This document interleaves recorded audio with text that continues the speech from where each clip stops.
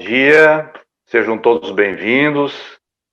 Estamos iniciando o painel A Guerra contra a Imprensa, a luta pela liberdade do jornalismo frente às hostilidades e tentativas de deslegitimação. Meu nome é Wilson Marini, eu sou editor executivo da APJ, Associação Paulista de Portais e Jornais, e serei o mediador deste bate-papo com dois jornalistas renomados da área de jornalismo investigativo, os quais eu gostaria de saudar: o Mauri Koenig. Bom dia, Mauri, tudo bem com você? Tudo bem, Wilson.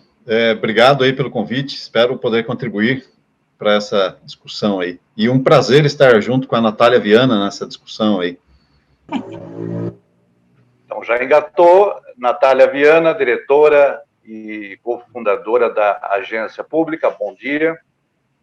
Bom dia, Wilson, bom dia, muito prazer estar aqui com o Mauri, que nos ensina e nos inspira há tanto tempo.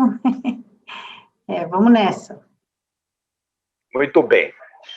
Vamos lá, Mauri, está com você a bola agora. Além de uma breve apresentação sua, que eu queria pedir, né? Eu gostaria de fazer uma provocação em cima do termo jornalismo investigativo, porque o jornalismo, na sua raiz, ele é investigativo, né? Então, tem uma área, um campo delimitado para se conceituar o jornalismo investigativo, assim como existe o jornalismo esportivo, cultural, econômico, enfim. Então, eu queria que você abordasse um pouco isso e já engatasse também uma visão de 2020, na sua opinião, um ano desafiador de pandemia, e o jornalismo investigativo com isso tudo, né? Questão aí do poder, governos no mundo todo, né? O que você poderia comentar, Mauri, para a gente abrir essa conversa? Bom, Wilson, obrigado aí pela pergunta. Eu vou tentar ser sucinto, né, para deixar a Natália Viana falar, porque a Natália ela é uma tremenda inspiração para a gente que faz jornalismo investigativo. Mas então, primeiro, para falar sobre essa conceituação. Normalmente, quando se pergunta o que é jornalismo investigativo, remete-se a uma fala do Gabriel Garcia Marques, que dispensa, né, apresentações, em que ele diz que, em outras palavras, ele diz que a investigação está na raiz do jornalismo, que seria um pleonasmo falar em jornalismo investigativo. Eu ouso discordo, demorou demais, mas o jornalismo investigativo, ele passou e está cada vez mais sendo reconhecido como um gênero próprio dentro do jornalismo, porque se a gente olhar os pesquisadores brasileiros, os principais, para citar só os brasileiros, o Luiz Beltrão e o José Marques de Mello, eles tratavam na distribuição de gênero, basicamente, opinativo e informativo. O Alberto Dines, em 1986, foi um dos primeiros a propor uma identidade própria para o jornalismo investigativo. E eu concordo com ele pelo seguinte: se a gente falar que todo jornalismo é investigativo, a gente vai estar colocando num nível muito similar, muito parecido, a cobertura de um acidente aqui na esquina, em que todos os dados estão, em tese, aparentes, é só ouvir testemunhas, enfim, guarda de trânsito, enfim, a gente estaria colocando num nível muito parecido com o caso Watergate, por exemplo, que exigiu técnicas especiais do Bob Woodward e o Carl Bernstein, ou de muitos outros, ou do jornalismo que a Agência Pública de Jornalismo Investigativo faz, que demanda métodos muito mais apurados, muito mais avançados para conseguir as informações, porque tem que ir buscar coisas que alguém ou um grupo está querendo esconder. Não é algo aparente. Então, eu faço essa distinção que é necessária. O jornalismo investigativo, ele não é o mesmo que se faz do jornalismo factual do dia a dia, ele merece esse gênero próprio, essa consideração. Então, feito isso, eu daí entro aqui na tua questão. Hoje, é é muito, talvez, um pouco fácil fazer um paralelismo, né, do momento que a gente está vivendo agora com outros momentos que o Brasil já teve, por exemplo, na ditadura militar, de 64 a 85, de cerceamento à liberdade de expressão, de censura mesmo, enfim, a gente vive outro tipo de censura agora, que tem um paralelismo, assim, importante. Se a gente considerar ontem, por exemplo, o Rubens Valente soltou, né, uma matéria, um texto lá na coluna dele no UOL, falando que o governo federal, né, o ministro Paulo Guedes, encomendou de uma agência paga com dinheiro público para fazer uma listagem dos jornalistas, com nomes, inclusive, de jornalistas que são amigos do governo, que são adversários ou que são os neutros. O que é isso, se não uma tentativa de identificar quem são os jornalistas e tentar cerceá-los de alguma maneira, economicamente, né, nos veículos em que trabalham, né, enfim, que é difícil ao longo da história do jornalismo, sobretudo a partir de 1880, quando ele começou a se profissionalizar, é difícil identificar um momento em que o jornalismo não estava sendo colocado na berlinda, não estava sendo perseguido de alguma maneira. O jornalismo é isso, ele está sempre sob ameaça, mas o jornalismo é aquele que busca as coisas que alguém está querendo esconder. Por que o governo Bolsonaro encomendou, pagou com dinheiro público uma agência para identificar os jornalistas? Porque são jornalistas que mostram aquilo que o governo não quer ver, que é, na essência, o trabalho do jornalismo. Servir a um interesse público e não servir a um governo, a um grupo político, a algum grupo empresarial. Então, o jornalismo precisa incomodar de fato. E quando ele incomoda, a parte que se diz ofendida, ou se sente ofendida, vai ter algum tipo de reação. E o jornalismo tem que transitar nesse mar turbulento, muitas vezes, né? Mas pior seria se nós não tivéssemos pior para a sociedade, eu digo, se nós não tivéssemos um jornalismo que incomodasse, que fosse um jornalismo cordado, um jornalismo que preso a fontes oficiais apenas, preso aos interesses de governos ou de instituições as mais variadas. Então, em alguma medida, se nós temos perseguição ao jornalismo e a jornalistas, é um bom sinal de que o jornalismo está fazendo um papel muito bom. Parece paradoxal isso que eu estou falando, mas é isso. Se não houvesse esses questionamentos, enfim, por sinal de que o jornalismo estaria falando só o que governos ou instituições queiram, né, que ele falasse. Eu vou deixar a Natália falar um pouco também, cara. Se empolgou, Mauri. A jornalista que é apaixonada começa a falar de jornalismo, começa a se animar, assim, né? Eu queria só fazer, eu vou falar, eu sou uma das diretoras e fundadoras da Agência Pública de Jornalismo Investigativo, que é a primeira organização sem fins lucrativos do Brasil, que é focada apenas em jornalismo investigativo. Convido vocês a conhecerem, www.apublica.org. O Mauri me deu a deixa, eu já fiz a propagandinha.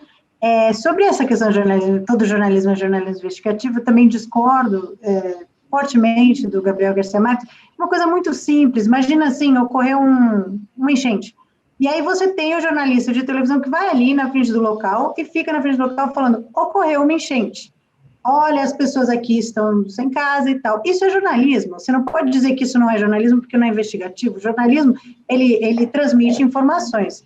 Agora, toda vez que aconteceu uma notícia e eu fiquei frustrada porque eu estava investigando uma tremenda de um escândalo, enfim, de corrupção, ou pior, de abuso de poder econômico relacionado àquilo, eu não podia publicar porque eu não tinha a prova consistente, são infinitos. Então, assim, o nosso trabalho ele é um trabalho muito mais lento, e ele é um trabalho justamente que traz informações absolutamente inéditas, né?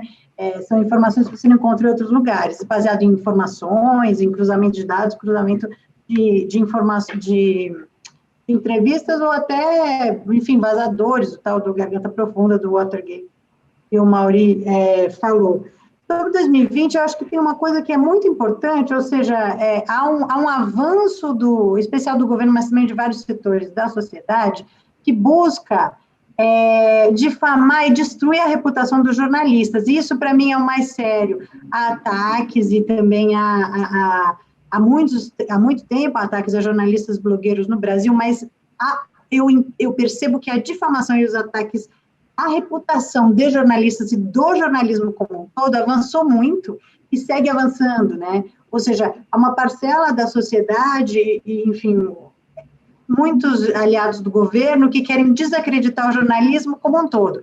E o pior é que eu acredito que, de certa maneira, eles têm sido sucedidos, pelo menos, com relação a uma certa parcela de pessoas. E eu tenho uma historinha aqui que eu acho super interessante, que é o seguinte: o Donald Trump, presidente americano, que vai sair daqui a pouco, ele, assim que ele foi eleito, ele se encontrou com uma jornalista americana trabalhando no programa 60 Minutes, a jornalista Leslie Stahl. Ela foi até a Trump Tower, em Nova York, fazer uma entrevista. E antes da entrevista eles estavam conversando e ele começou a criticar os jornalistas e tal. E ela perguntou para ele: isso está ficando muito cansativo, presidente, por que você continua atacando o jornalismo se você já está eleito, né? Provavelmente teremos que trabalhar frequentemente. E o Trump respondeu, e isso é uma citação, ela contou isso. Ele disse o seguinte: sabe por que eu faço isso? Eu faço isso para desacreditar todos vocês e depreciar todos vocês. Assim, quando vocês escreverem histórias negativas sobre mim, ninguém vai acreditar. Então, o que está acontecendo nesses ataques à reputação de jornalistas, que acontecem muito nas redes, ao jornalismo, colocar o jornalismo como um grupo de interesses, ou uma parcela institucionalizada que quer mentir para a população, é justamente desacreditar quando o jornalismo vai lá e expõe, né, erros e, enfim, crimes, ilegalidades cometidas pelo governo ou por outros grupos poderosos. O que eu acho é que a defesa do jornalismo ainda precisa ser feita por uma parcela mais ampla da sociedade. Concordo com o Mauri, acho que o jornalismo brasileiro, em reação a isso, se tornou mais aguerrido, mais investigativo, muito mais potente nos últimos 2 anos com esse governo, mas ainda acho que falta outras parcelas da sociedade entenderem o papel que o jornalismo tem e o defenderem também. Muito bem. Natália e Mauri colocaram aí os pressupostos, né, do jornalismo investigativo. Seguindo esse bate-papo, eu queria propor aos dois uma discussão sobre as ferramentas, considerando existe uma vertente do jornalismo investigativo que se utiliza de dados disponíveis em bancos públicos, isso mais na origem nos Estados Unidos, onde a informação, digamos assim, ela está mais disponível, né? No Brasil a gente tem dificuldade com mais dificuldade, né, no acesso a órgãos públicos por meio de transparência, né? Mas, de alguma maneira, é possível se fazer um jornalismo sem de uma mesa, né? Sem sair do lugar. Por outro lado, o jornalismo também ele é presencial, quer dizer, então, tomando como exemplo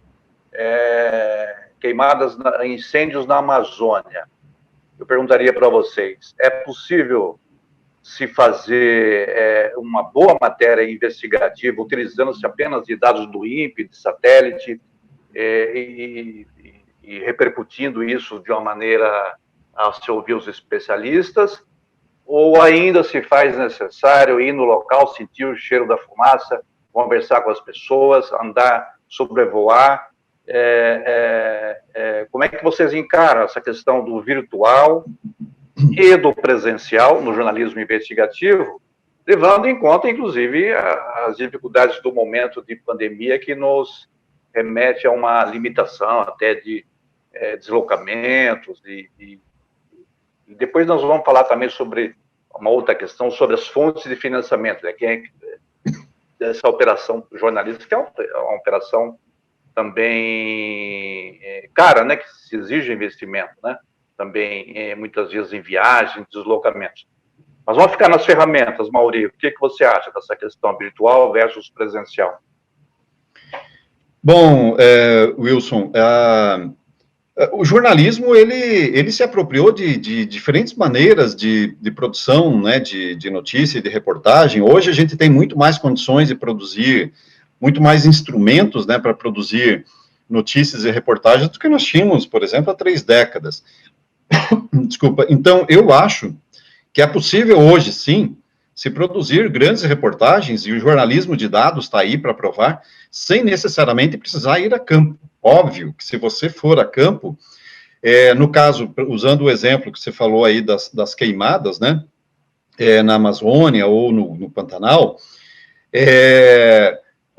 porque o jornalismo, ele precisa a todo momento ter que provar que está dizendo a verdade, né? E uma maneira de provar que está dizendo a verdade é o repórter ir ao local e falou, tanto é verdade, esses dados que eu estou apresentando, tanto são verdades, que eu estou aqui, eu vim conferir, está aqui a imagem, está aqui o meu relato, na minha observação direta. Então, é possível fazer só só da redação, só com dados, uma grande reportagem? Óbvio que sim, dá para fazer, e nós temos grandes exemplos. A Natália Viana, além de fazer trabalho de campo lá pela Agência Pública de Jornalismo Investigativo, a Natália e a equipe, ela, a Marina Amaral e a Andréa Dipp, quando fundaram a Agência Pública de Jornalismo Investigativo, tinham essa perspectiva dessas várias possibilidades, né, de se produzir jornalismo em campo ou na redação. Está aí o caso, por exemplo, do Wikileaks, né, que a Natália foi a precursora, né, foi a jornalista no Brasil que trouxe esses dados todos, um volume imenso de dados, né, e que produziu mudanças assim, ou mudanças de percepções, né, das pessoas sobre os acontecimentos, sobre como somos vigiados, enfim, tem que dar uma lida lá, eu não vou querer explicar a reportagem, que ela é muito ampla, enfim, a Natália poderia falar até um pouco melhor, mas está aí disponível, né, para quem quiser ver. Então, existem N possibilidades hoje de se produzir jornalismo investigativo de qualidade, ou só na redação, ou juntar o trabalho de redação com o trabalho de campo, é que, assim, eu sou um jornalista estradeiro, a minha vida inteira, meus 30 anos de jornalismo, os 2 últimos 3, 4 anos, eu acabei não indo tanto para a rua. O meu primeiro livro chama Narrativas de um Correspondente de Rua, porque eu sou um cara de rua, né? Em algumas vezes, agora em abril, saiu um documentário que eu ajudei a produzir para Vice Brasil, sobre o cigarro do crime, contrabando, enfim, agora está para sair por esses dias aí uma reportagem para o Intercept Brasil, de um trabalho que eu fiz de campo também, mas sempre com dados, trabalhos, o de campo, junto, porque você tem lá um volume de dados importantes, né? Você precisa mostrar, na realidade palpável das pessoas, o que aqueles dados significam. É possível fazer só uma coisa ou outra? Mas se você conseguir juntar os dois, você dá muito mais força, né? Mais credibilidade para a informação que você está transmitindo. A gente precisa dizer o que aqueles dados representam na vida das pessoas, da sociedade como um todo, né? Então, eu não quero me alongar, vou deixar a Natália falar. Vamos ouvir a Natália, o que tem a pontuar aí sobre essas questões que o Maurício levantou. Eu acho que eu, na verdade, estou com uma saudade de fazer uma reportagem de campo. Está todo mundo, né, por causa do coronavírus, vocês viram, né, quer dizer, todo mundo diminuiu muito as viagens e a apuração na rua, e o jornalismo não parou, né, o jornalismo continuou. Então, a quantidade de coisas, acho que ficou mais claro ainda, que você consegue fazer de casa. Agora, jornalista não gosta de ficar parado em escritório, não, viu, repórter. A gente fez uma consulta ali, por exemplo, na agência pública, estamos trabalhando remotamente, quem gostaria de voltar à redação? Os repórteres todos falaram, nós!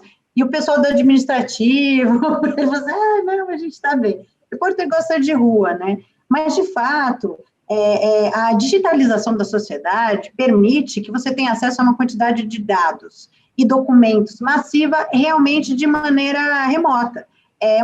E o caso dos vazamentos é muito claro, né? O Wikileaks que inaugurou, digamos, o tipo do vazamento moderno, em 2008, 2010, com os vazamentos, o tipo de publicação massiva de documentos que o Wikileaks fez, que o Snowden fez, e agora, através do Intercept, foram vazados sobre a Vaza Jato, eles antigamente precisariam de caminhões e caminhões e caminhões de documentos em papel para serem transportados, era inviável. Hoje em dia, você constrói bases de dados com esses vazamentos que você consegue avançar em histórias que você pode ter todo o repórter mais com a melhor lábia do mundo, como o Mauri Koenig, você não vai conseguir descobrir o que diziam, por exemplo, os procuradores da Lava Jato entre si, enquanto tentavam ou, digamos, conduziam politicamente um processo. Isso é impossível.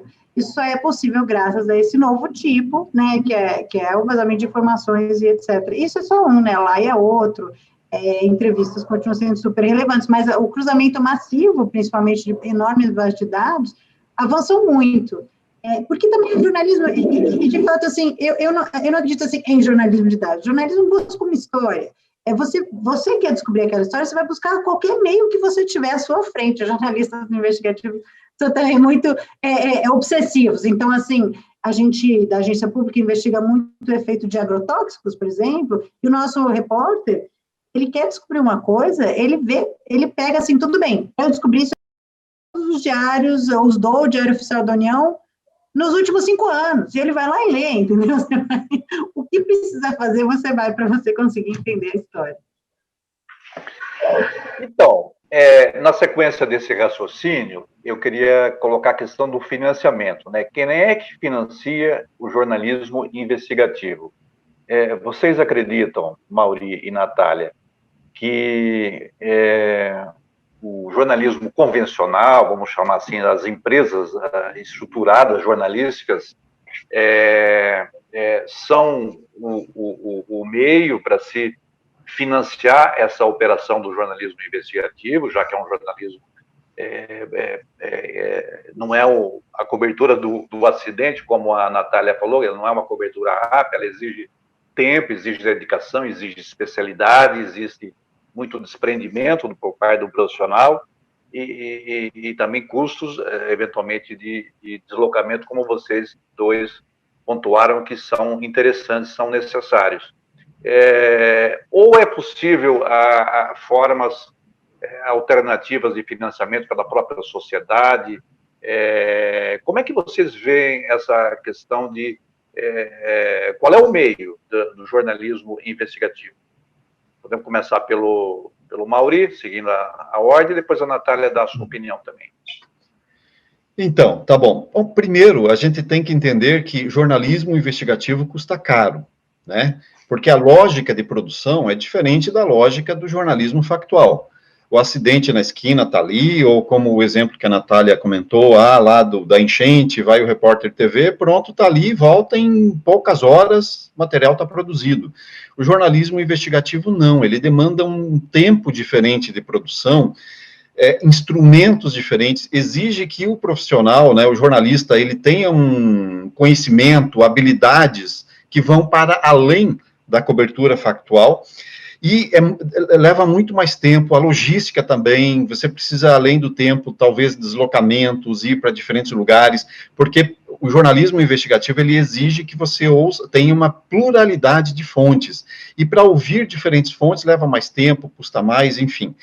Tradicionalmente, o locus de produção do jornalismo investigativo sempre foi as empresas tradicionais de comunicação, emissoras de televisão, grandes jornais, enfim, excepcionalmente algum jornal mediano ou até pequeno, dependendo do tipo de investigação, enfim. Esse era o locus de produção do jornalismo investigativo até pouco tempo, mas isso essa lógica tem sofrido uma mudança, ainda bem, né? Porque, assim, a gente tem que entender que grandes empresas, algumas, pelo menos, continuam fazendo e bancando jornalismo investigativo, sim. Tem um interesse público em muitas das produções? Tem, mas as grandes empresas de comunicação, elas também têm lá seus interesses, né, privados por trás de algumas investigações, né? Essa mudança que a gente está tendo agora, nós temos outros espaços de produção, a Agência Pública de Jornalismo Investigativo é um exemplo, né, quando quando a Natália, a Marina e a Andréia criaram lá em 2011, foi exatamente para trazer outros assuntos e outros espaços também, né, de jornalismo investigativo. Estou só citando o exemplo da Pública, já que nós estamos aqui conversando com a Natália, mas outros espaços para investigações que não estavam no radar, não estavam na agenda das grandes empresas de comunicação, porque pressupunha-se que não daria audiência, não tinha interesse, etc. e tal, pondo, por exemplo, né, esses novos lugares, espaços, os direitos humanos na pauta da investigação jornalística, as questões ambientais, que, em geral, eram negligenciadas em grande medida, né, pelas grandes corporações de mídia. E também há outros lugares. A própria Agência Pública de Jornalismo Investigativo tem bolsas para reportagens investigativas. E, continuando no exemplo da Pública, mas nós temos outras fontes de financiamento que antes não existiam, né? Então, cabe ao jornalista, porque eu vejo assim, à exceção, né, de alguns meios nativos digitais, como a Ponte Jornalismo, a Agência Pública de Jornalismo Investigativo, o Intercept, e alguns outros, né, não vou citar tantos nomes, senão eu vou ficar muito tempo aqui. À exceção desses veículos, em geral, na grande mídia, o jornalismo investigativo depende muito mais do interesse do repórter do que da empresa, propriamente, né? Então, não é uma política, o jornalismo investigativo não é uma política, uma cultura das empresas de comunicação, é uma cultura de um certo grupo de jornalistas. E se esses jornalistas não têm essa disposição, essa intencionalidade de fazer uma investigação e não insistir muitas vezes, porque como é caro, como eu tive que fazer muitas vezes, ficar insistindo com a direção, ir conversar com os donos do veículo em que eu trabalhava para falar, tem que bancar essa reportagem porque ela é importante, né?